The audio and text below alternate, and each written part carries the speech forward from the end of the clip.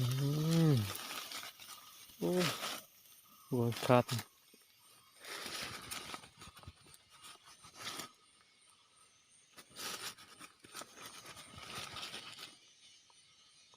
มันมันนี่มันถ้าเขาหัวเขาตัวเล่นสบายดีพ่อแม่พี่น้องและหมู่เพื่อนทุกคนเนาะวันนี้กูลาพาทุกคนมาทากระหอกอีกเช่นเคยเนาะหอยทานหมักไม่ตื่นมันมีอันหมักตัวนี้เนาะหมักไม้เนาะและบนนี้จะเป็นหมักไผ่เนาะมันจะซุ่มมันเนาะเป็นหมักไผ่เนาะบนนี้เนาะ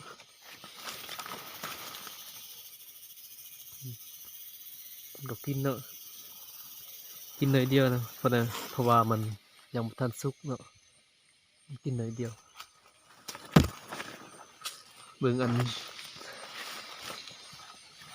หมักไม้ตัวนี้เนาะ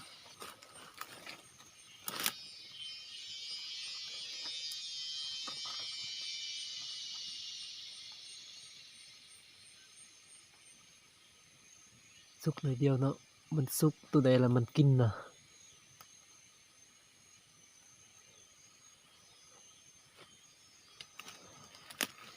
ทำการเฮ็ดซูมบนนี้เนาะมีบนทองนะมั้งกดซูมบนนี้เดี๋ยวบนมันมาเนาะมาทางนั้นนะมันมากินหมักในตัวนี้อยู่หลาย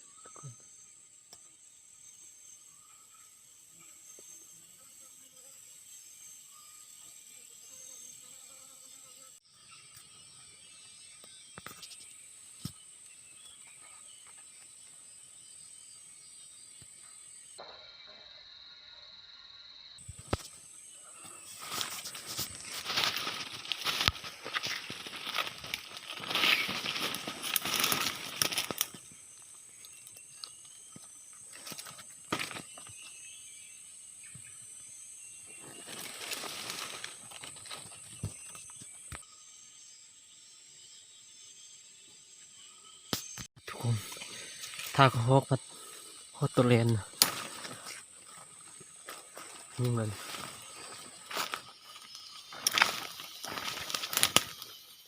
อืม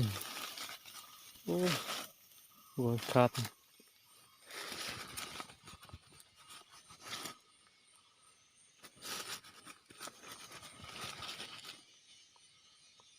นนี่มันทากระหอกฮอตตัวเลนแต่ทางกระหอกตัวเลนแบบนี้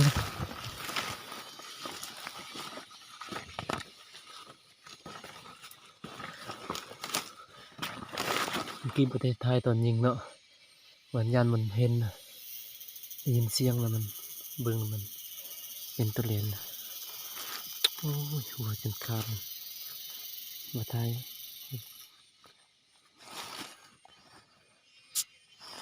เป็นไง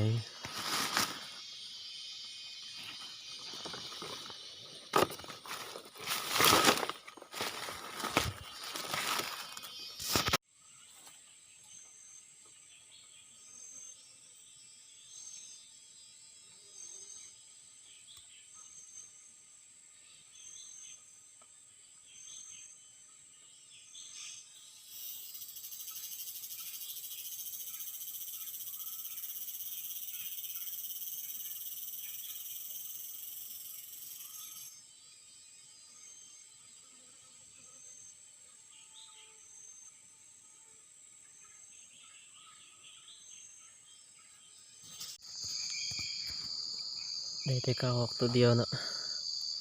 กับตัวเลน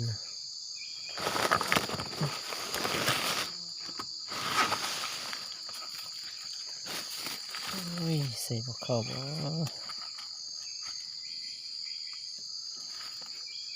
เขาบ่ทงอันนี้นะ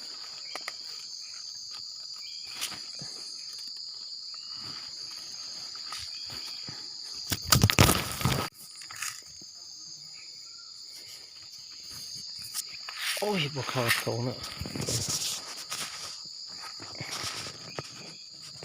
ไม่พูด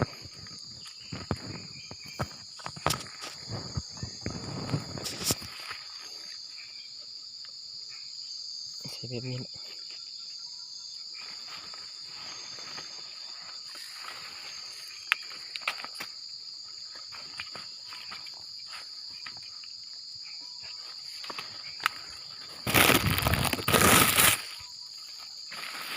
เอาสำนีก่อนเนาะมานางไปยิงไหม